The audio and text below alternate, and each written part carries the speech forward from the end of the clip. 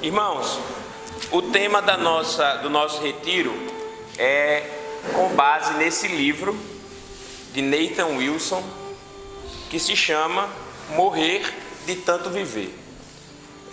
Eu tenho um certo costume, desde cedo, de leitura, mas poucas vezes na minha vida eu tive a oportunidade de me deparar com uma literatura tão profunda. O livro é pequeno, pouco mais de 200 páginas, acho que 200 páginas, um pouco menos, mas de confrontações assim gigantescas a respeito do que nós temos, do que pelo menos eu vinha fazendo com a minha vida e como eu encarava a minha vida diante do tempo.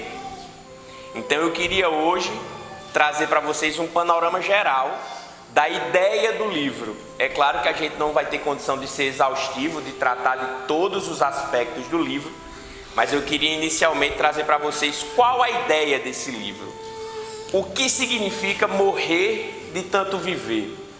E eu queria, nesse primeiro momento, que nós tivéssemos a participação de vocês. Eu vou fazer algumas perguntas a respeito da vida, que eu queria que os irmãos se dispusessem a me ajudar a responder, que nós construíssemos respostas a respeito do que seria morrer de tanto viver. Então, através da leitura de alguns trechos da Bíblia, eu quero trazer essas reflexões, de alguns textos do livro, eu quero trazer essas reflexões para vocês. Uma das características que eu achei interessante no livro, especificamente, é que ele não traz ipsis literis, né, as passagens da Bíblia, mas você consegue enxergar numa linguagem narrativa, numa linguagem de histórias, você consegue identificar trechos bíblicos de forma muito evidente. Não há nenhuma mensagem subliminar. A mensagem ela é explícita. E eu digo isso por quê? Porque a gente vive num tempo que muitas pessoas querem ser cristãs, mas não querem parecer cristãs. Não é essa a mensagem do livro. Não é querer ser cristão sem parecer cristão. Não é, por exemplo, cantar uma música que subliminarmente nós podemos identificar Cristo. Não. A mensagem aqui do Evangelho ela é explícita. Cristo está no livro da primeira letra à última letra. A Bíblia está no livro da primeira letra à última letra. Mas ele não necessariamente transcreve trechos bíblicos. Ele conta ao longo dos capítulos, são 16 capítulos, ele conta a história da vida dele. A história dele com a esposa, a história de relacionamento dele com os filhos. Ele é um pai de 4 filhos, uma escadinha. Ele conta momentos em que ele morreu de tanto viver. E eu queria que se essa noite nós conseguíssemos responder o que é morrer de tanto viver, para mim isso já seria suficiente. No nosso tempo de amanhã, nós falaremos um pouco sobre tempo e gratidão. Então hoje nós vamos fazer esse panorama geral pelo livro, e amanhã nós vamos falar sobre 2 pontos centrais do livro, que é o tempo, o que nós fazemos com o nosso tempo, o que é o tempo, e finalizamos tratando sobre a gratidão que nós temos com a nossa vida a Deus. Então eu queria começar lendo um texto, um trecho desse livro que me marcou muito, porque ele mostra como nós somos pequenos, mas de forma poética ele mostra também como nós somos imensos para Deus.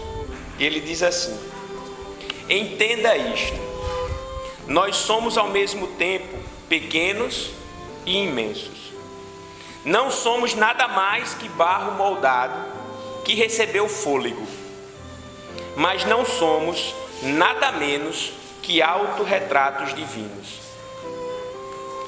a arfar e ofegar ao longo de cordilheiras de arcos narrativos épicos, preparados para nós pela própria palavra infinita. Encha-se de orgulho e gratidão, porque você é pequeno, mas recebeu muito. você é tão falado por Deus como cada uma das estrelas. Nós costumamos não nos recordar que em Gênesis nós somos tratados como imagem e semelhança de Deus. Nós não conseguimos muitas vezes lembrar que nós somos cópias, que eventualmente pelo poder do pecado em nossas vidas nos tornamos cópias que estão aquém do que Cristo queria, do que Deus queria para as nossas vidas. O plano não está completo porque nós estamos maculados pelo pecado, mas ainda assim carregamos conosco uma parcela de aspectos e características divinas. Então nós somos finitos, nós somos pequenos diante de Deus, mas nós ao mesmo tempo somos grandes, porque carregamos conosco uma parcela do DNA divino.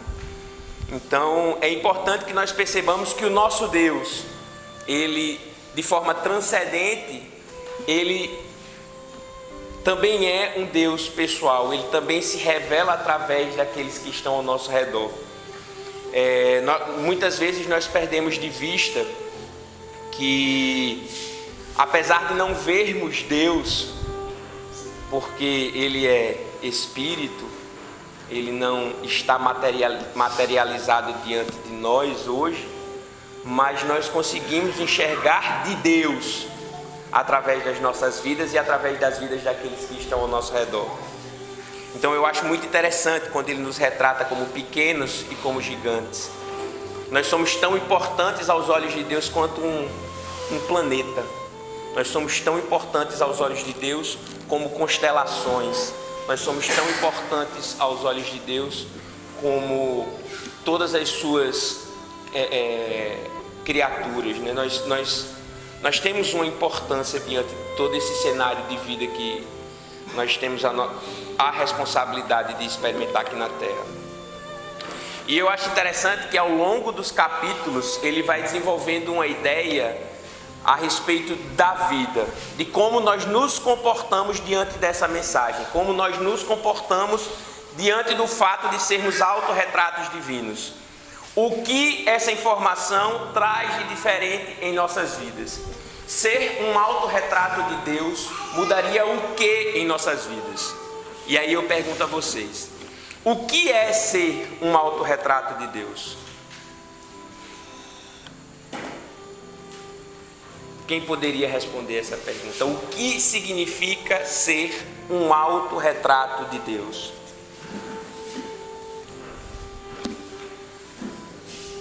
Alguém se arrisca? William mexeu os lábios.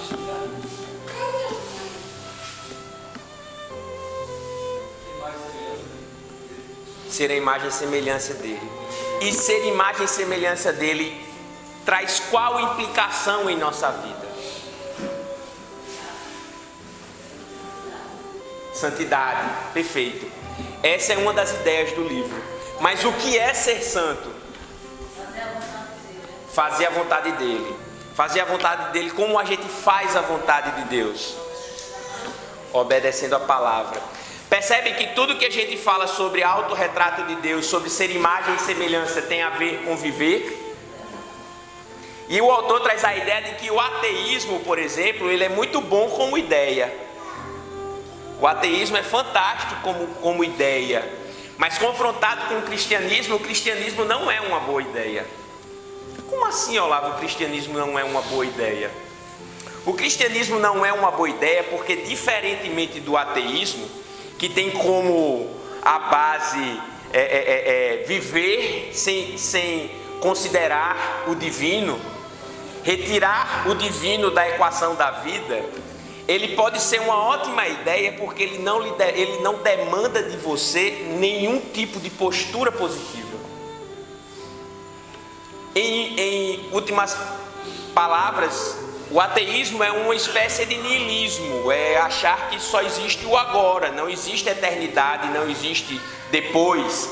Não há demanda de um ateísta, por exemplo, nenhuma racionalidade moral.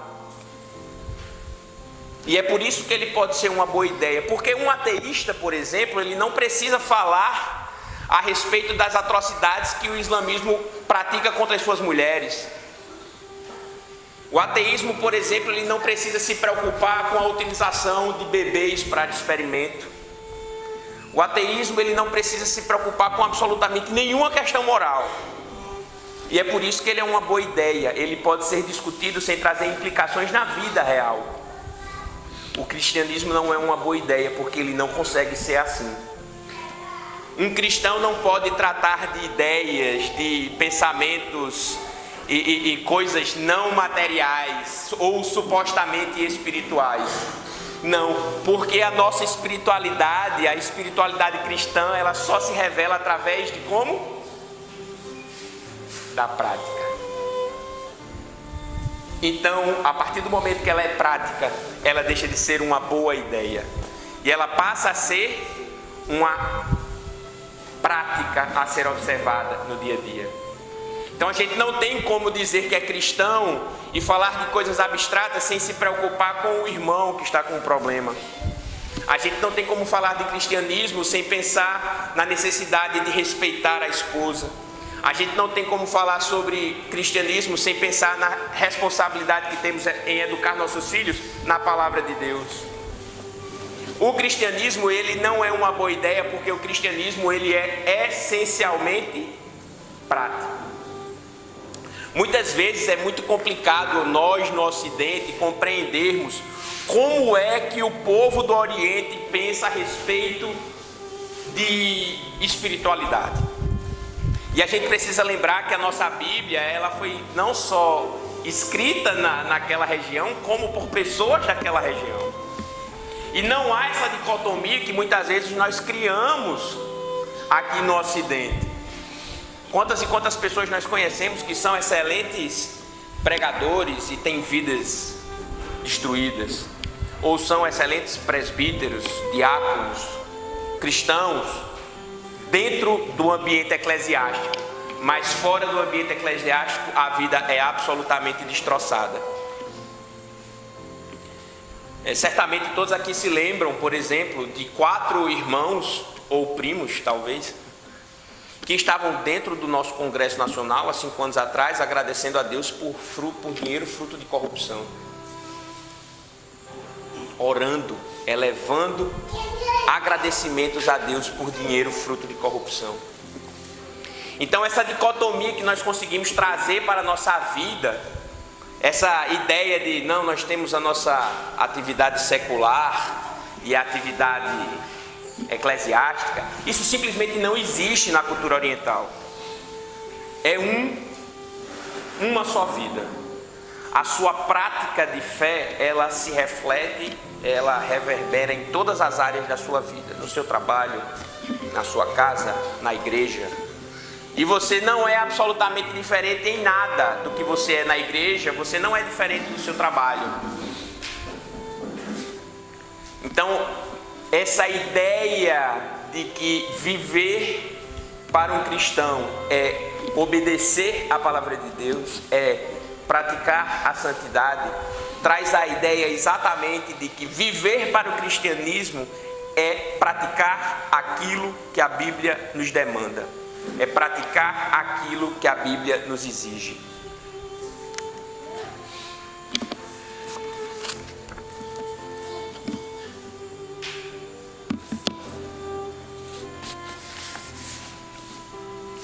Ele traz uma frase que para mim é muito importante. Ele diz que o nosso símbolo, o símbolo que Deus usa, que Cristo usa para nos mostrar o que aconteceu, é de madeira. A cruz não é uma ideia, a cruz é de madeira. Ela materializou o sofrimento do Deus encarnado. Nós não trabalhamos com aspectos de ideia, e isso é uma coisa que nós devemos levar em consideração no viver. Nós agora estamos tratando de viver. E viver para Cristo é praticar aquilo que a Bíblia nos demanda. E ele conta ao longo do livro que a nossa vida, na verdade, é uma história.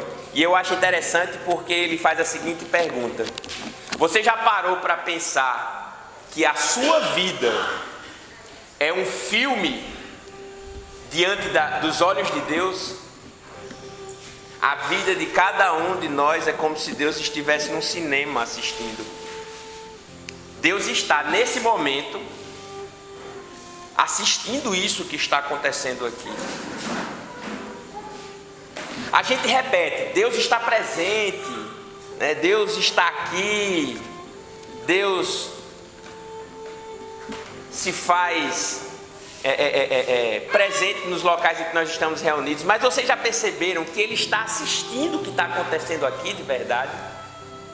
Vocês já pensaram para considerar que quando vocês estão vivendo, mesmo em particular, Ele está vendo? Aquilo é um filme. E essa é uma grande ideia. O que nós vivemos aqui, o que nós praticamos aqui, a forma como a nossa espiritualidade é materializada aqui na terra, Deus está assistindo como uma narrativa, como se a nossa vida estivesse sendo contada diante dele. Agora imaginem as coisas que nós obrigamos Deus a assistir de nós. Será que temos coisas a considerar a respeito do que nós temos obrigado Deus a assistir em nossas vidas? E ele conta que como uma história narrativa, né, a nossa vida ela é uma escala crescente de dificuldades. E aí ele vai tratando de todos os aspectos da nossa vida. Por exemplo, durante a infância. O que é a nossa preocupação durante a infância?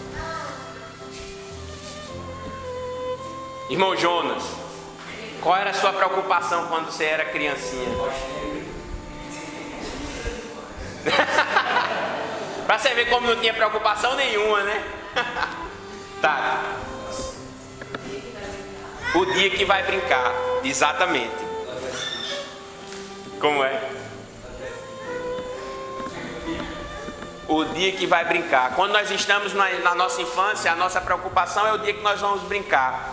E durante a adolescência, qual é a nossa preocupação? Com o que nós preocupamos ao longo da adolescência? Luiz Eduardo, qual é a sua preocupação? Você que é um pré-adolescente, quase adolescente. Tem muita? Estudar. Estudar. Olha aí.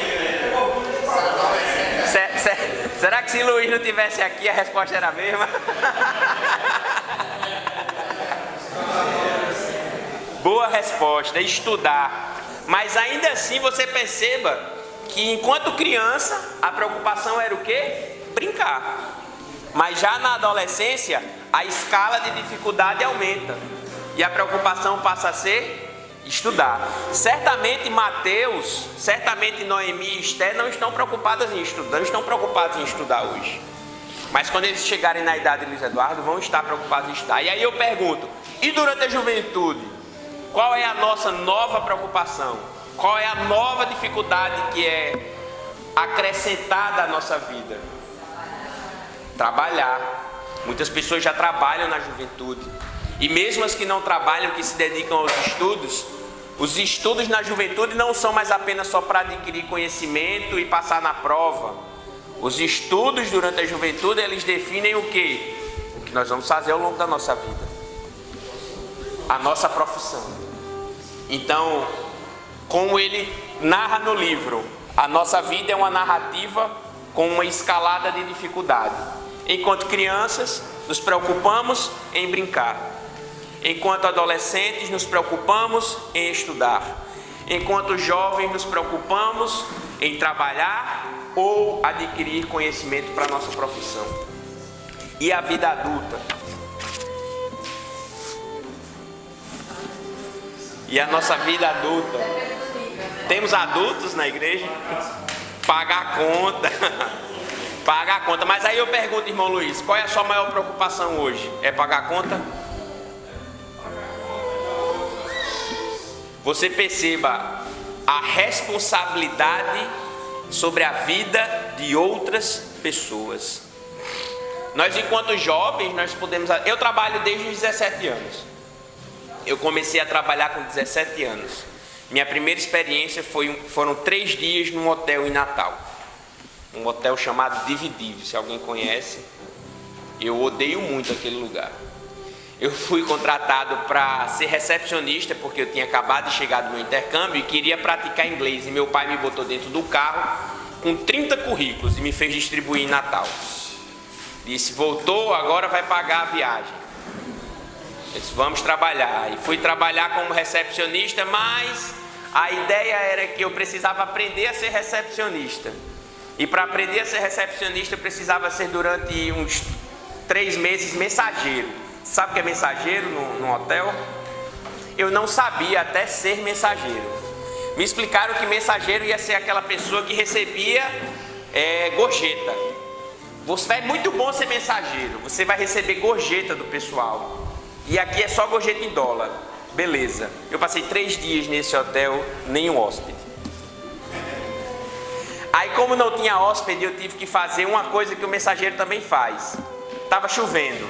E eu por 3 dias tive que puxar com rodo a água do refeitório, a água do restaurante do hotel. Então eu passei 3 dias puxando água com rodo. No 3º dia eu disse, pai, eu não estou falando nada de inglês. Eu tenho que ir mesmo. Ele disse, não, então vamos deixar em outros cantos. E comecei a dar aula de inglês desde então. Durante 6 anos eu continuei dando aula de inglês. Parei de dar aula de inglês porque a minha faculdade demandou estágios. Então eu não conseguia mais conciliar. Mas em nenhum desses momentos eu me preocupei em pagar contas de outras pessoas. Em nenhum desses momentos eu me preocupei em cuidar da vida de outra pessoa. Isso nunca foi uma responsabilidade minha, porque eu era jovem. Mas numa vida que é contada como uma narrativa, que tem uma escalada de dificuldades. Quando eu era criança eu pensava em brincar. Quando eu era adolescente eu pensava em estudar. Quando eu era jovem, trabalhar e adquirir conhecimento para a minha profissão. Mas quando a gente é adulto, e aqui nós temos vários, nós somos responsáveis pela vida de outras pessoas. E tudo fica muito mais difícil. Eu, infelizmente, ainda não tive a oportunidade de ser pai. Estamos tentando produzir, né, filhos? Mas eu admiro, e estava comentando hoje, como é frágil a vida de uma criança. Como deve ser desafiador cuidar de um ser tão pequeno e que é tão dependente de vocês. Então, numa escalada de dificuldade, nós estamos na vida adulta. E toda essa história, Cristo está assistindo. Toda essa história do que vocês têm feito ao longo das brincadeiras, dos estudos, do trabalho, do cuidado com seus filhos, Cristo está assistindo. Deus está assistindo. Eu gosto do que ele fala da vida adulta. Você é o criador da infância de pessoas. Você é o influenciador dos sonhos dessas pessoas. Você é o influenciador dos gostos e dos temores. Você é o mestre de cerimônias de toda a realidade dessa pessoa. Você apresentará a essas pequenas pessoas a verdadeira personalidade do Criador, que é representada através da sua vida e não apenas das suas palavras. Hoje eu estava no aniversário fui para o batismo e o aniversário de um filho de um amigo, e estávamos conversando, e um dos meus amigos que mora fora disse: meu filho pediu de presente de acho que 4 anos, filho de Daniel, né? Eu acho que tem 4 anos, do Dia das Crianças, presente do Dia das Crianças, uma viagem para o Rio, uma viagem para a Rússia, uma viagem para Portugal e uma viagem para o Marrocos. Mas aí eu lhe pergunto, por que ele pediu exatamente para esses lugares?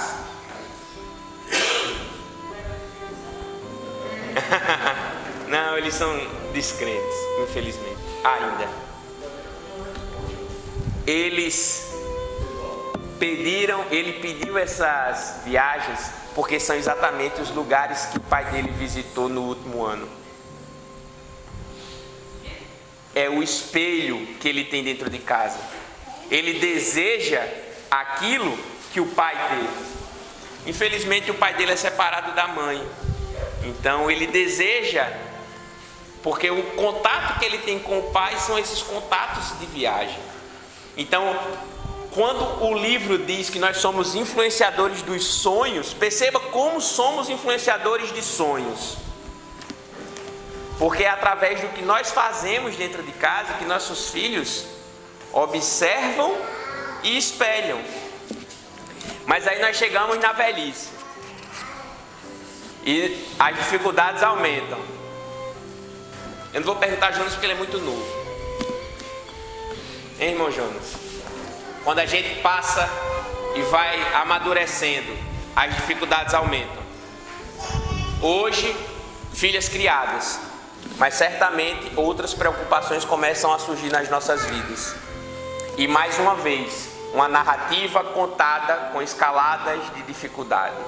Quando estávamos na infância, queríamos brincar. Quando estávamos na adolescência, estudar. Na juventude, trabalhar, adquirir conhecimentos. Na vida adulta, ser responsável por outras pessoas. E na velhice, começa tudo de novo. Mas talvez a preocupação não seja mais, vai sempre aumentando. Até que um dia, todos nós enfrentaremos a morte. E eu acho interessante que ele diz: um dia enfrentarei a morte. No final, enfrentarei o maior inimigo que todo homem já enfrentou. E perderei.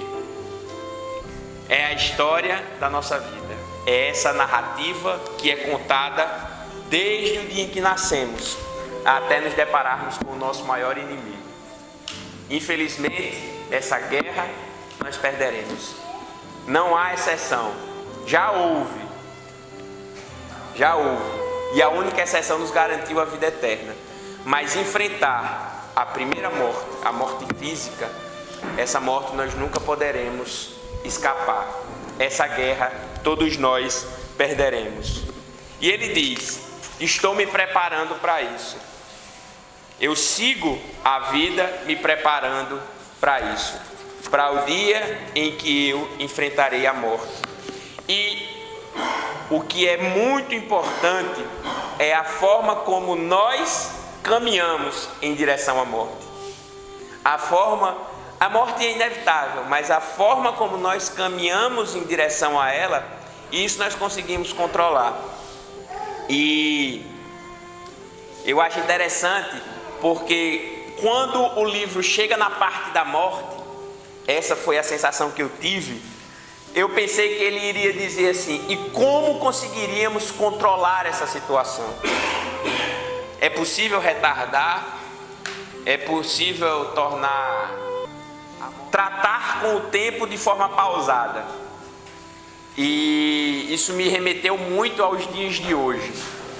Quantas e quantas vezes nos tempos de Instagram, de Facebook, de redes sociais, as selfies, as fotos, muitas pessoas que tantas e tantas vezes sequer conseguem aproveitar o momento que estão vivendo, porque estão mais preocupadas em registrar esses momentos.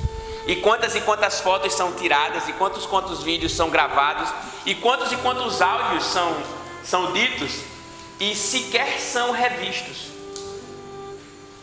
Eu tive uma experiência, eu quebrei um telefone. Quebrei vários, mas o meu último telefone, eu sou uma pessoa um pouco descuidada.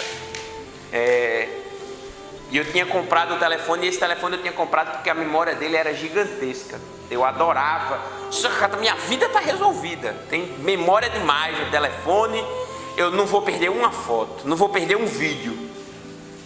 E até que um dia o telefone caiu da minha mão, e ao invés de segurar, quando eu tentei segurar, eu dei um tapa maior. E ele estraçalhou. E como ele não conseguia nem abrir a tela, eu nunca consegui recuperar nada que eu tinha nele.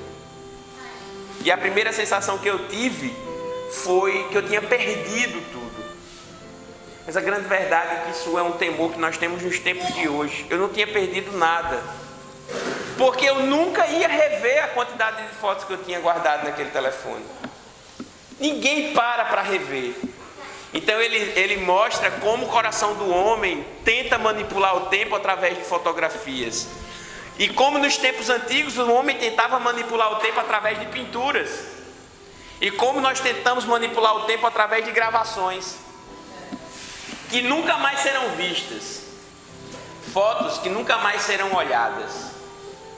Quantas fotos você perdeu ao longo da vida e nem se deu conta de que perdeu ao longo da vida, porque simplesmente registraram momentos que você não pretendia sequer olhar de novo. Então ele mostra a necessidade que o coração pecaminoso do homem tem de parar o tempo. E ele termina o capítulo dizendo que o tempo não para. A nossa vida, o nosso filme que está sendo contado diante de Deus não tem um botão de pause. Ela não para. Não dá para capturar absolutamente nada, nem mesmo o agora, através de uma foto. Nada é capturável, mas nós tentamos. Nós tentamos porque temos a necessidade constante de manipular o tempo, porque temos a necessidade constante de tentarmos nos igualar a Deus. E isso é uma coisa que nos gera ansiedade, nos gera frustração, nos gera desânimo, porque nós não conseguimos de fato manipular esse tempo. Nós não conseguimos parar o tempo.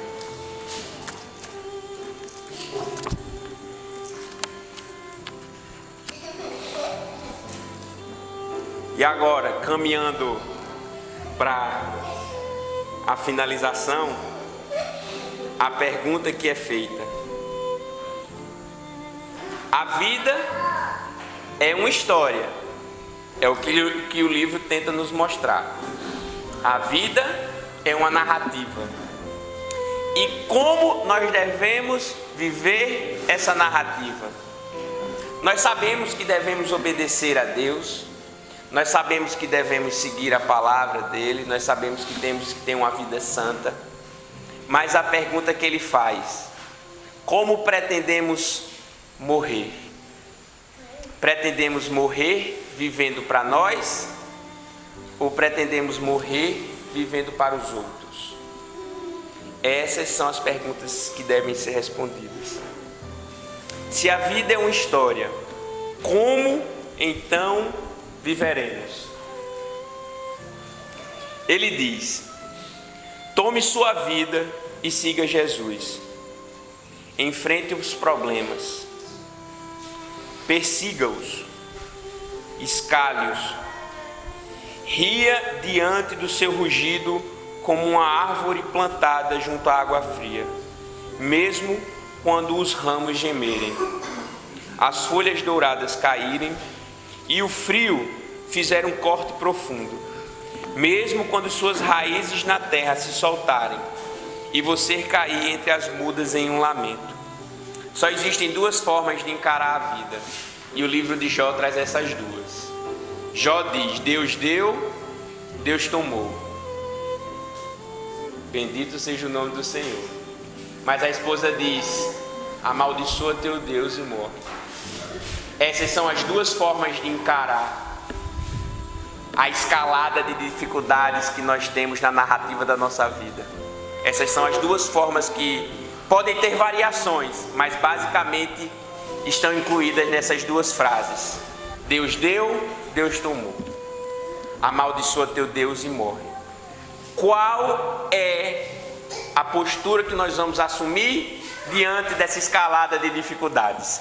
Como nós pretendemos viver as nossas vidas? E perguntando como o livro: como pretendemos morrer de tanto viver? Essa é a resposta essa é a pergunta que nós temos que responder. Nós um dia cruzaremos a linha de chegada como qualquer outra pessoa. O que a gente vai fazer entre o primeiro passo e essa linha de chegada é o que vai definir se nós somos realmente cristãos ou não. E aqui eu não estou falando nada de salvação por obras. Todos vocês, a gente parte do princípio que vocês sabem que é tudo graça. Mas a graça exigiu de nós uma mudança. E a mudança exige de nós responder essa pergunta: como morreremos de tanto viver? Morreremos de tanto viver pelos outros ou morreremos de tanto viver para nós mesmos? Hoje Davi, no momento blogueiro dele, ele fez uma pergunta que tem tudo a ver com o livro. Eu não sei se Davi leu o livro, mas tem tudo a ver. Onde está o nosso pensamento?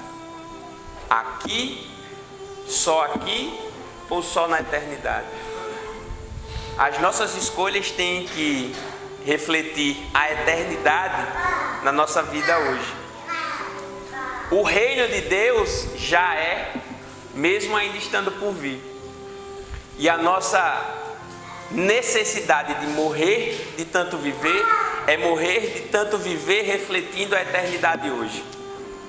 Davi respondeu essa pergunta ainda hoje pela manhã, antes mesmo de saber o que ia ser dito aqui hoje.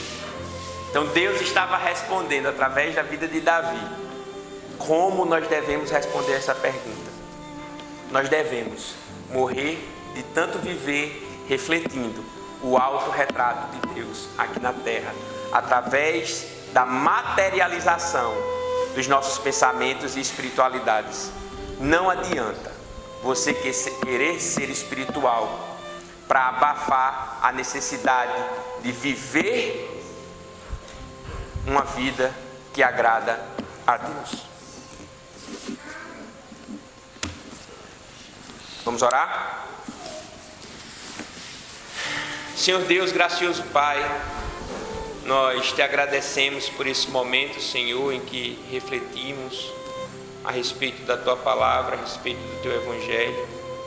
Nós sabemos que não merecemos nada disso, nós sabemos que fomos resgatados, Senhor, pelo Teu sangue, pelo sangue que o Senhor verteu naquela cruz. Fomos resgatados dos nossos pecados.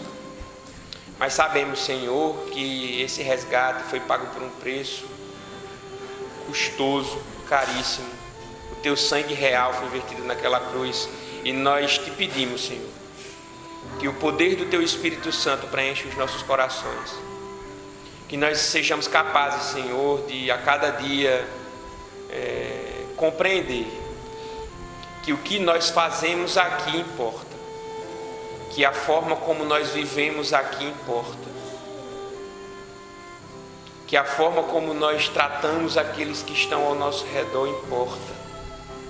E que as nossas vidas e as nossas práticas e cada um dos nossos pensamentos e das nossas ações estão sendo nesse momento vistas por Ti, Senhor. Perdoa-nos, Pai, por sermos tantas vezes tão vexatórios, por sermos tantas vezes incapazes de cumprir a Tua lei. Perdoa-nos, Senhor, mas ao mesmo tempo nos dá a capacidade de crescermos em graça, em misericórdia, desenvolvermos as nossas habilidades espirituais, que nós sejamos capazes de refletir a Tua imagem, Senhor, em cada uma das áreas das nossas vidas. Que nós sejamos capazes de compreender a Tua Palavra em um nível de tamanha profundidade que nós consigamos ser cada vez mais parecidos contigo. Nós sabemos que não é uma tarefa fácil. Nós também sabemos que não conseguiremos sozinhos. Nós sabemos que somos falhos, que somos pecadores e estamos muito abaixo da Tua santidade. Nós sabemos que Tu és santo, santo, santo e nós estamos muito distantes disso. Mas não permita que nós paralisemos ao longo do caminho, que nós estejamos sempre em luta contra o pecado, em luta contra a nossa natureza, em luta contra esse sistema mundano que está posto diante de nós. Que nós sejamos capazes de sublimar cada uma das tentativas do nosso inimigo contra as nossas vidas. E que nós consigamos compreender que o Senhor está ao nosso lado durante essa escalada de dificuldades em nossas vidas. Que mesmo diante das adversidades, nós sejamos capazes de compreender que o Senhor é conosco, que o Senhor está conosco. Todas essas coisas nós te pedimos, Senhor. Em nome de Jesus. Amém.